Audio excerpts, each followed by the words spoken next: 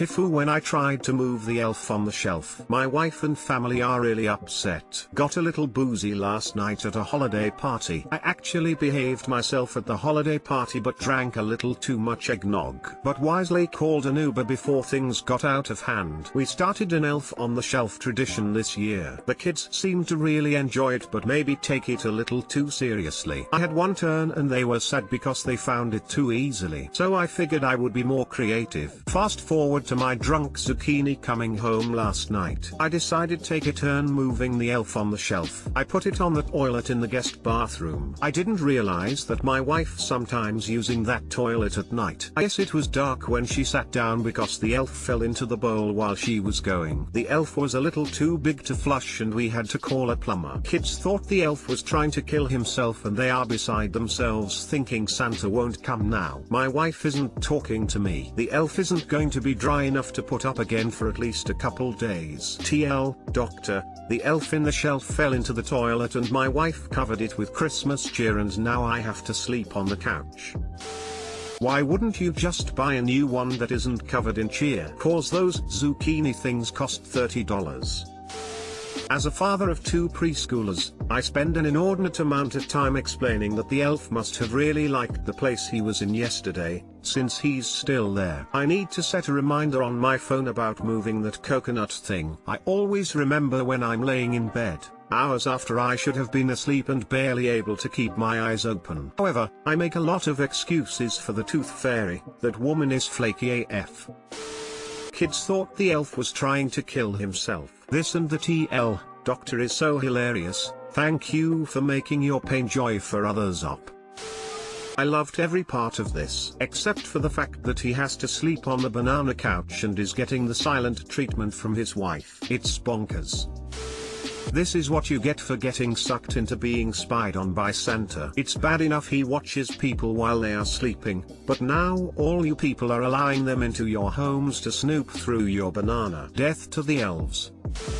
TIFU by forgetting about the mashed potatoes. I'm sure the title might seem like I burned some mashed potatoes, or maybe left them cooking for too long. Nope. This is a horrible story of how I really coconut up. So about 2 weeks ago, I made a delicious steak and mashed potato dinner. I always put milk, butter, cheese and cream cheese in my mashed potatoes. Smooth, potato-y heaven. After everyone was done eating, I popped the pot of mashed potatoes into the oven to keep them warm for when my boyfriend got home from work. Fast forward to yesterday. This horrible, terrible stench fills the kitchen and creeps into the living room, and finally reaches the staircase. We have no idea where it's coming from. We comb the refrigerator for any rotten food, triple check the cat litter, clean the garbage can, clean the kitchen drain and disposal, and even sniff through the dishwasher to see if we can identify the stench. Nothing. Today, I decided to make sugar cookies.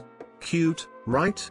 I mix the batter, get the frosting ready to draw cute little pictures on them, and even get sprinkles out. I preheat the oven, and something tells me to check the oven to make sure there's no old pans or anything in the oven. I open the oven, and the stench was so absolutely revolting it could have cinched my eyebrows off. I begin to gag immediately at the right of a half-full pot of mashed potatoes covered in grayish-green fuzz. I stupidly left the oven open and ran to the sink where I nearly threw up. My boyfriend, who came down to see why I was howling, did throw up and barely made it to the sink, spilling it to the floor. I carried the pot outside, dumped hot water and soap in it and couldn't bring myself to do anything about it. I am afraid to go outside and retrieve it. TLDR, I left mashed potatoes in my oven for 2 weeks and the smell almost killed me. Edit, my first gold. And to think it's for my moldy potato story. Thank you so much. Heart, the pot is still outside on the porch. I'm too traumatized to do anything with it right now. I feel you. My roommate once left a crock pot of chili on the counter while we were on vacation for 2 weeks. Covered, so it stayed nice and humid. Cleaning it was truly horrifying. I refused to eat anything made in that pot in the future. A TIFU not about banana. Have an upvote. This happened to my stepfather-in-law, except it was with a turkey. He was scrubbing out the trash can and everything trying to find the stink, even wondered if a rodent had gotten in and died. Then he found the green fuzzy carcass in the oven. Oh, and my own story. My mom bought 2 turkeys because we did a church thing where you donate a Thanksgiving dinner to a family in need. But somehow in bringing the groceries in, one of the turkeys was forgotten in the trunk for about 2 weeks. Again with the what the hell is that smell? For 2 weeks till it's discovered. It's tossed in the trash, but it was found on a Tuesday, garbage day is Thursday. So it stunk up the garage and trash can for 2 days. Once it was finally gone, the car had a stink to it for a good couple weeks. The garage stank for over a month. Your family has horrible luck with turkeys. Lol.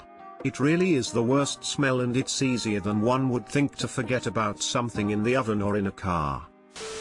Don't you forget about me. Username checks out. I can't believe it. Oh god, rotten dairy and rotten potatoes are 2 of the worst smelling things ever. TIFU by becoming the dumbest criminal ever. So, I'm sick and I attempted to make my life easy by trying out Walmart grocery pickup. I picked out my groceries online, put in my personal and payment info, selected a time to pick up, then spent the day congratulating myself on being such a smart and sophisticated human. That is, until I went, with my preschooler, to pick up our groceries at the appointed time, and walked headfirst into a sting operation conducted jointly by the Walmart staff and the local police. After confirming my name and that I was indeed there to pick up my groceries, the Walmart pickup staff member inexplicably scurried away with my loot. It was then that an officer of the law appeared to inform me that I was being detained on suspicion of credit card theft, as the groceries were purchased with a stolen card. I panicked. My brain began the downward spiral of questions. How could I have entered the wrong credit card information? A lot of the personal info did auto-populate the payment info, but I entered the security code on the back of the card. So did I fail to notice that it was entirely someone else's card? And how did I happen to get a hold of someone else's card? And who will believe this was an innocent mishap? Certainly the cops and the Walmart staff members have seen their share of thieves committing hilariously stupid errors that led to comical arrests. Maybe that's why they never hesitated to believe that I was the world's dumbest criminal, who would use a stolen card to buy $50 worth of pantry essentials, enter their own contact information, and schedule a time in advance to be picked up by the fuzz. No one believed me. Not the Walmart employees, who were all patting themselves on the back for gloriously catching their very own Florida man. Not the police, who were warning me not to try to make a run for it. And not my 3-year-old, who was now telling the officers that I was very sorry for stealing and that I would never ever do it again. It was an uphill battle proving my innocence. Even after I presented the actual credit card with my name on it and my driver's license with my name and photo, vindication eluded me. Eventually, top-notch detective work revealed that the card was mine, but the email address attached to the order belonged to someone else. You see, the only other time I had used this card to make an online purchase, I had purchased an item for my mill and attached her email for tracking purposes. So today, when she got an email saying that her Walmart order was ready for pickup, she naturally called in the cavalry. So if you're still with me, yikes, the local PD and the employees of Walmart had a good laugh thinking that I used a stolen card online, then entered my name and home address, then went to the trouble of sending a confirmation email to my victim's email address to alert them of when and where I would commit my scheduled theft. So obviously I made a stupid mistake, but I'm not at that level of stupid. TL, doctor, wisely check to make sure that all of the info is correct when you do your grocery pickup order, or you just might be the one getting picked up. Disclaimer, happened yesterday, made Reddit account today. Edit, best sick day ever. So glad I joined Reddit. Thanks for the comments and the upvotes and the gold, and especially for the disparaging remarks about my mother-in-law. Yeah, no. I personally don't see this as your FU, but rather a shared effort by your mill, Walmart, and the PD. Those pesky mother-in-laws. Mother-in-law enforcement. And not my 3-year-old, who was now telling the officers that I was very sorry for stealing and that I would never ever do it again. Or heart.